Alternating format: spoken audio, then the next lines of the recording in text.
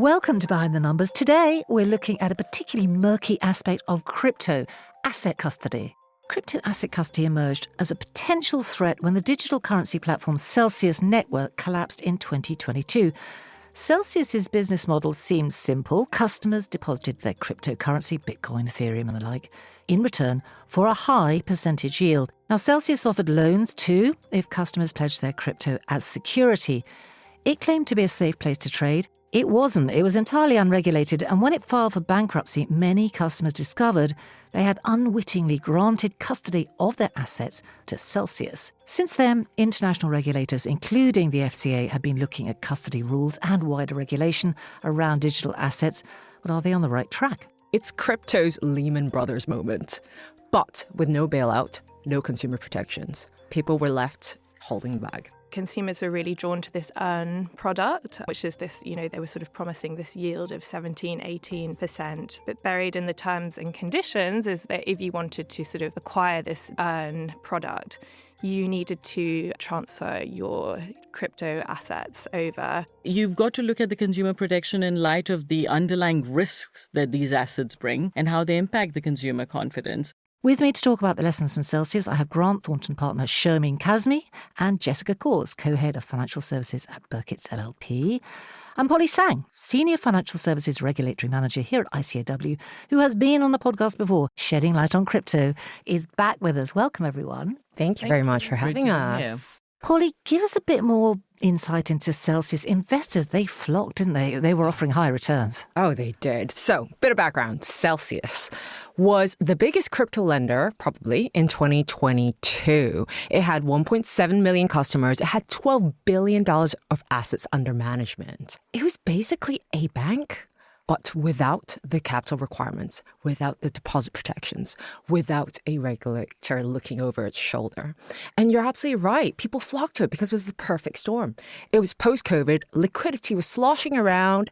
Interest rates were low. People were looking for returns. And lo and behold, Celsius was there to offer you 17% if you're willing to park your money with them. Now, in the background, how were they achieving this? They were aggressively rehypothecating customers' assets to hedge funds, to other risky crypto projects. That's how they were chasing their yield. You're probably thinking, this is not sustainable. They got away with it because the markets supported it. Rose up to meet them. Exactly. Yeah. But in early 2022, the crypto markets went down and they couldn't chase that yield. Customers wanted to take their money out. And in June 2022, they had to freeze all customer withdrawals. If this sounds familiar, it is because it is. This is a classic bank run, except it's crypto's Lehman Brothers moment, but with no bailout, no consumer protections. People were left holding the bag. As you say, they weren't a bank. And the CEO, Alex Mashinsky, he made a big point about this, didn't he? It was like, unbank yourself. He was the guy wandering around in T-shirts. There was a lot of razzmatazz, wasn't there, about the whole thing. And there they were. Jess, how exactly were customers misled, though? I mean, we've understood about the fallout. How did they get there? I think it's useful context that Polly's saying that there was that filing for bankruptcy in 2022. And from there were loads of sort of parallel actions, civil and criminal. And I think this year, even the former CEO finally was imprisoned for fraud-related offences. Okay. I think he was sort of sentenced to 12 years in prison. But when we're talking about misleading customers, it's quite good to look at the Federal Trade Commission findings because they're the sort of US body that focuses on consumer protection. And they concluded that, yes, Celsius had been misleading customers, mostly around sort of social media and the posts that were being made on social media. These claims that Celsius was less risky than banks, that you could withdraw your money at any time, that they had insurance policies in relation to deposits. So they directly misled people. Yeah, absolutely. And even days before the bankruptcy filings, my understanding is that, the founders were on social media saying, invest with us, it's safe, it's much less risky than a bank. And yeah, I think, consumers were really drawn to this earn product, which is this, they were sort of promising this yield of 17-18%. But buried in the terms and conditions is that if you wanted to sort of acquire this earn product, you needed to transfer your crypto assets over. And I mean, it was buried in the terms and conditions in the sense that I think when you sign up to something online, often you might sort of scroll and agree. And this was very much sort of that type of situation. So consumers had no idea they transferred title to their crypto assets. And, you know, based on these statements made on social media, they thought their assets were safe. And then on bankruptcy, you know, the title had been transferred and they had an unsecured claim against the Celsius estate. So they were right at the bottom of the heap. Yeah, absolutely. This was the earn products in particular. So, yes, the FTC eventually banned Celsius from handling consumer funds, and they charged the key people for misleading consumers. I mean, Shermeen, it's a sorry tale, isn't it? And as Polly and Jess say, not a new tale. A lot of customers have got their money back now. Is that right? Well, it's known that a certain percentage of customers have certainly got their money back. But as with any of these insolvencies, this happened in 2022, and between 2022 and 2024, there's been a lot of legal proceedings uncovering at which level do the customers actually sit. Jess mentioned about the earned product customers. Were they very different to the customers who were not engaged in certain products with Celsius? So it does actually come back to the terms and conditions and how they were engaged with Celsius and what percentage of money they got back. And it's quite interesting because at that time that Celsius went under, there was about 4.7 billion owed at the time of collapse, with a shortfall of about 1.2 billion. So 2 years looking forward, if you look at that amount, that actually between 60 and 70% of customers got some element of their money back. Could be comforting in a sense, but it doesn't take away from the fact that there were inherent risks around the business model, misleading, fraudulent activities around this case itself. It was lucky dip, though, wasn't it, for the customers? Because if obviously you should read the terms and conditions. We don't all read those pages of terms and conditions. So just depending on where they'd actually invested within that organisation, maybe they got their money back, maybe they didn't. But the whole thing was just a lottery. Yeah, and I think it comes back to the fact that how important the terms and conditions are, and actually can't the general vulnerable customers, the retail customers, really understand what they're signing up for. And the interesting thing to note, certainly from my perspective, if you look on the other side, we're talking and focusing on the customers, but did the firm actually understand the risks it was taking and undertaking? Right? When it was lending on to highly leveraged products, yes, the customers did not understand the terms and conditions and products they were entering into or how their assets and money was being safeguarded. But equally, did the firm appreciate the level of risk it was entering in when lending on those products? And I guess it comes back to something that we will probably touch on later to do with the governance and risk management of the firm itself. Absolutely. I mean, Polly, Celsius was operating in this particularly grey regulatory area, wasn't it, around asset custody, which is the nub of all this. But this is why it triggered this bigger response from regulators, right? Indeed. And feeding off what Shermeen said, Celsius, just like SVB, just like FTX, the downfall had nothing to do with crypto. Is a classic failure in risk management and governance. Risk management, let's talk about it. We already mentioned that they were aggressively rehypothecating customers' assets. In fact, the first custodian they were working with parted ways with Celsius precisely because of that, because they said the business model is not going to stand volatility in the markets. Okay. So they stepped away. So it was a known thing. There was massive concentration risk because they were chasing the yield. So they were heavily invested in other crypto products. So that part could have managed. That is classic asset and liability management. On the governance side of things, given how many customers they had 3 full-time compliance people. Three. For 1.7 million customers. Okay. But more to that, there has been allegations that they didn't do effective KYC and due diligence on senior leadership. They had an incoming CFO where the executives apparently told them, do not do KYC on this person. And this person was later implicated in money laundering in a previous company that they had worked for. And also there are allegations that executives were manipulating the price of the Cell token, which is the token produced by Celsius themselves. So all in all, This was just classic mismanagement of risk. And I mean, there were other red flags, weren't there? Because I believe several US states, they issued cease and desists, didn't they, in advance of the collapse? Indeed. And there's a question as to whether there were signs before the crash, because what happened was Celsius actually took out a COVID loan, the US equivalent of a COVID loan, because during the COVID years, they were struggling and they fulfilled the conditions to have that debt forgiven. I.e., they probably weren't performing as well as they said. So there were some signs before the crash. As you say, it's an old-fashioned tale, but the implications are here for crypto regulations. So what has happened on that since? It's feeling like it's been a bit piecemeal. Well, certainly in America, and I would be interested in your Jessica and Shermeen's thoughts, it feels very piecemeal because Celsius wasn't the first one. In the 2 weeks prior to that, there were 2 high-profile bankruptcies already. Voyager Digital and 3 Arrows Capital. They were both crypto lenders as well. But it feels very much America are taking a regulate by bankruptcy court ruling stance. Concern. Yeah. I mean, Jessica, what do you think about that? I mean, if we look at sort of the regulation around crypto assets, sort of up until this point where we have our sort of crypto roadmap in progress, I would say sort of, globally crypto products were in a bit of a grey area. In the UK, there was sort of a mere requirement to register with the FCA for anti-money laundering purposes. And there were also rules brought in 2023 around sort of marketing crypto products to make sure that any sort of promotions of these were clear, fair and not misleading. Uh-huh.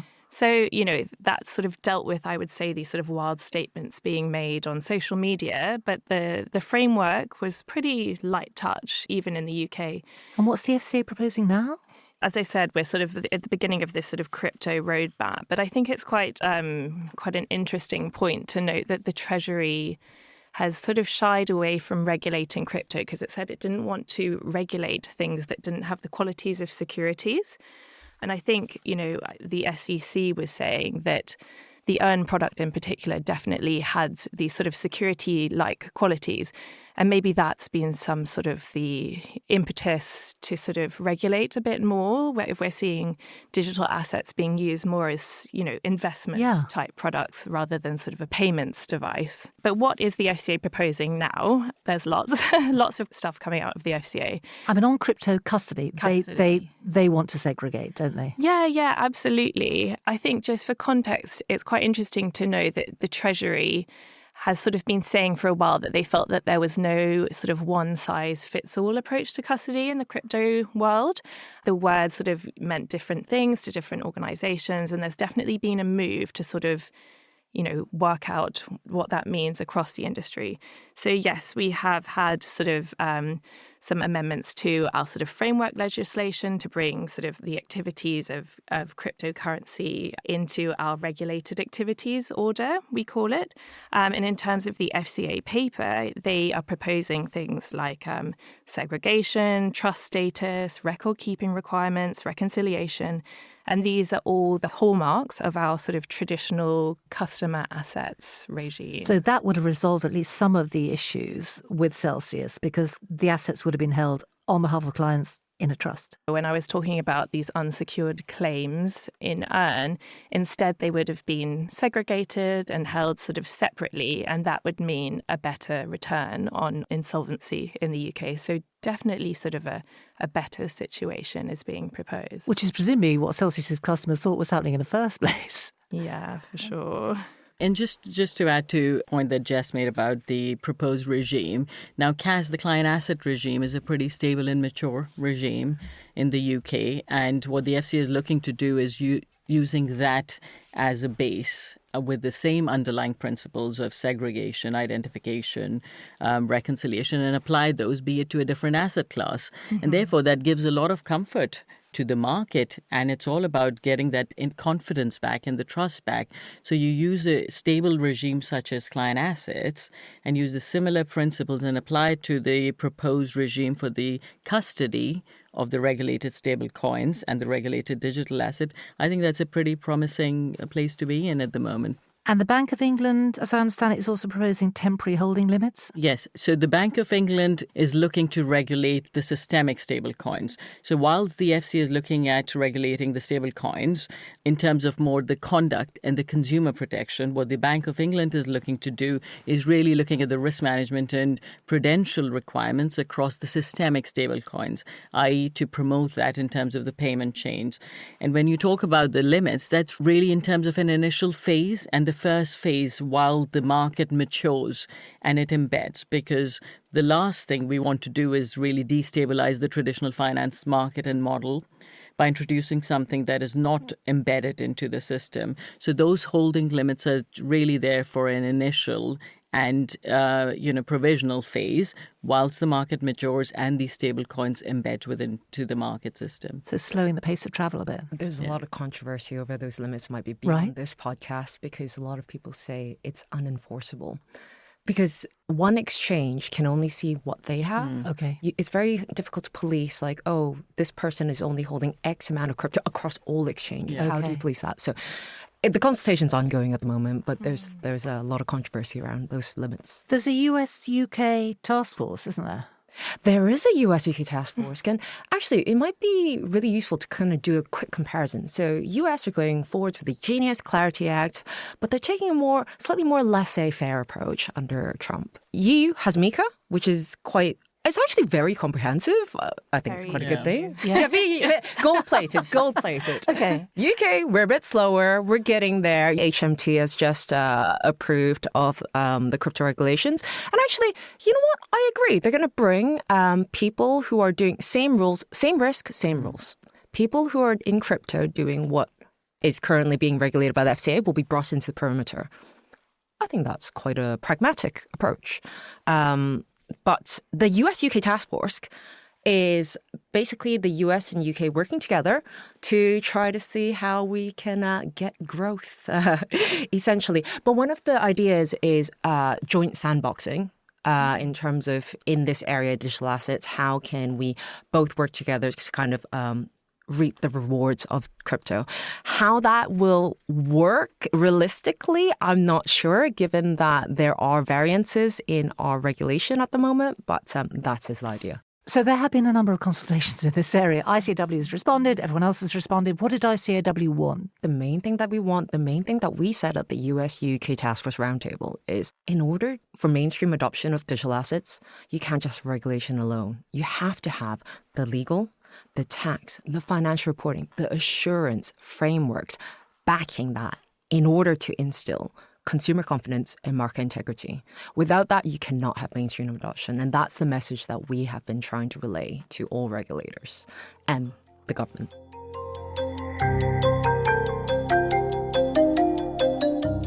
Shermeen, protection of the consumer is paramount here. We don't always hear a lot about consumers when we're talking about the future of crypto, do we?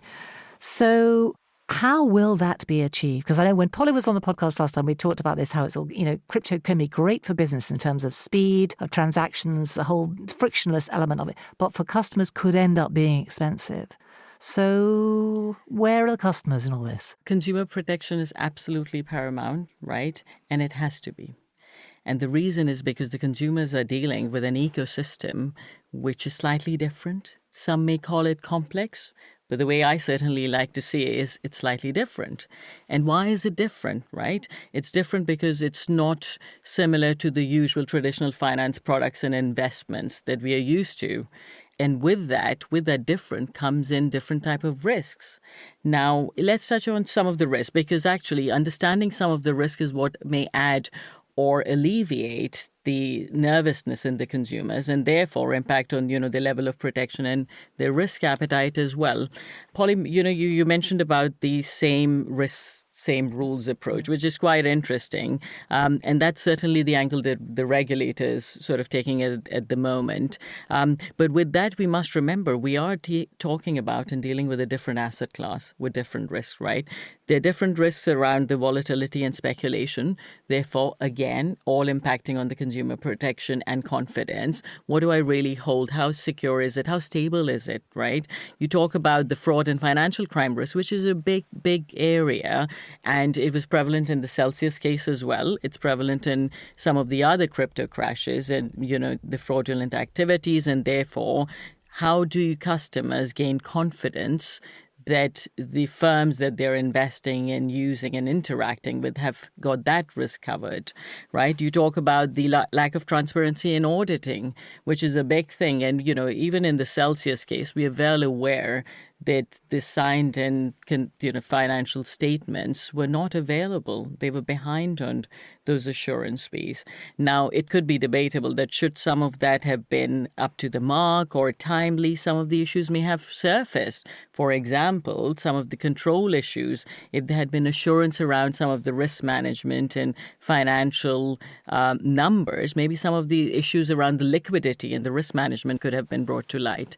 So I guess you've got to look at the consumer protection in light of the underlying risks that these assets bring and how they impact the consumer confidence. So any regulation and any auditing and assurance frameworks and legal frameworks have to develop and evolve in a way to address those underlying risks, which will ultimately add to the consumer protection. Because the other side of that is the insolvency regime, isn't it? Yeah, no, I was just going to sort of jump in there quickly and say that one area where I think there is some promise in the UK is that we have something called the consumer duty, which is sort of one of these key regulatory initiatives. And, I think in time we will have obligations on sort of digital asset firms to comply with the consumer duty when they have retail consumers, sort of at the end of the chain. And what will that mean in practice for consumers? Well, one of the things it means, there's sort of various elements of the consumer duty, but one of them is this point around consumer understanding. And, for example, in terms and conditions, really making clear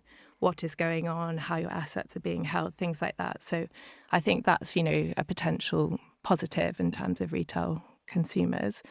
And going back to sort of insolvency. Yeah, absolutely. So this is not sort of my area of expertise, but I've had to sort of chat to my colleagues about what is going on there. And there's no sort of plan for a standalone sort of digital assets insolvency regime. But a bit like how, we're plugging crypto assets into FSMA, the plan is to plug them into our sort of existing insolvency regime. And I believe that Parliament has sort of confirmed that digital assets should be treated much the same way as like an ordinary sort of property asset, and then you have the same types of tools that you would have for another type of asset on insolvency. So, what do you think about that? Is that the right way forward, Shermeen, Polly? I completely agree with Shermeen. There are quirks here with digital assets, right? Let me give you a really good example. Traditional finance, you've got share certificates. You lose your share certificate, you go back to the central depository. Hey, replace my certificate, please. Crypto, you have a private key. That's your ownership of the asset. You lose that, that's gone. Poof. You're done. Yeah, we've all heard about that. You cannot get it back. Yeah. And the other thing is, it's irreversible. In traditional finance, you've got clearing. If an error has been made, you can rescind, you can reverse it. Crypto, no such thing. We've got blockchain, but it's not reversible right now. Circle, one of the biggest stablecoins, are looking at reversing transactions, but they haven't got there yet, as far as I know. So there are a few quirks and new risks that are introduced, right? So another thing is, in terms of custodians. Classically, post-financial crisis, custodians will segregate your assets. So this has been mentioned already.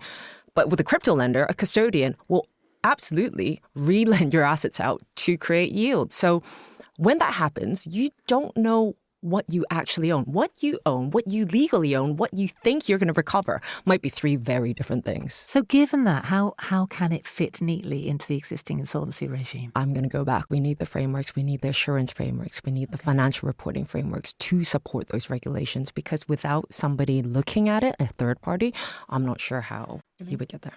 Shermeen? The regulation is moving at a very fast pace, but ultimately, if we do not have the legal, the accounting, the financial reporting, and assurance regulations and frameworks move at the same pace, it will be very difficult, because it comes back to the question of consumer protection and market confidence. Yeah. Without the right level and assurance points around the way these businesses will operate and interact with the customers, it's very difficult to build the market trust and confidence. And just building on, like Polly mentioned, the insolvency point, we must realize that, yes, it's, sort of different asset class, but you're also talking about a different technology. So when you talk about the insolvency and closing the books at a specific point in time and looking at the books and records at that point in time, how is there enough transparency in the ledgers and the blockchains to be able to pinpoint that? And again, going back to the title of ownership, right? There's a lot of concepts such as on-chain, off-chain, hot and cold wallets. Who actually owns the asset and what do you actually hold? So we definitely, there needs to be work done around these areas to see how they will be not only fit, but interpreted within the insolvency regimes as well. Listening to what you're all saying, I'm wondering, is there a danger that the pressure to achieve a regulatory regime is driving this a bit too fast because there's a huge amount of grunt work to do at the front end of that before you can arrive at anything that's actually going to be fit for purpose? I think there's quite a rush to sort of ensure we don't have like Celsius UK version happening, which I do understand, but that's at risk of sort of trying to sort of fit the regulatory framework into the wrong approach. And I think I completely agree. There's sort of all this sort of techie stuff going on in the background that I do not pretend to understand. I'm just wary of the fact that that might not fit within our sort of traditional client assets regime in the UK. So there's definitely work to be done, I would say, in that respect. Because the temptation to tick the box, job done, when actually you end up with a regulatory regime that's not fit for purpose. I mean, that really would damage confidence, wouldn't it? Yes, exactly. And I think this is where we need to be, it's really promising to see the proposed rules, the client asset rules for the custody, right? Which in practice should address some of and highlight some of the failings that we've been talking about in the Celsius case. But even for that to come into place and for the practitioners to provide assurance, we require the frameworks. We require the assurance frameworks. We require the auditing interpretations of, the ownership piece and the valuation and accounting. So that all has to go hand in hand, and it pretty much has to advance at a pretty fast pace. Wrapping this up, Shermeen, I mean, thinking about finance professionals dealing with this question right now, and especially those auditing digital assets right now, what's your best advice? I think the best advice is everybody needs to upskill, and that's including the firms from the perspective of risk management, monitoring, controls environments. And it's not only the control environments, but actually also evidencing the controls. So putting in place the controls that are relevant to address the risks of these assets is important.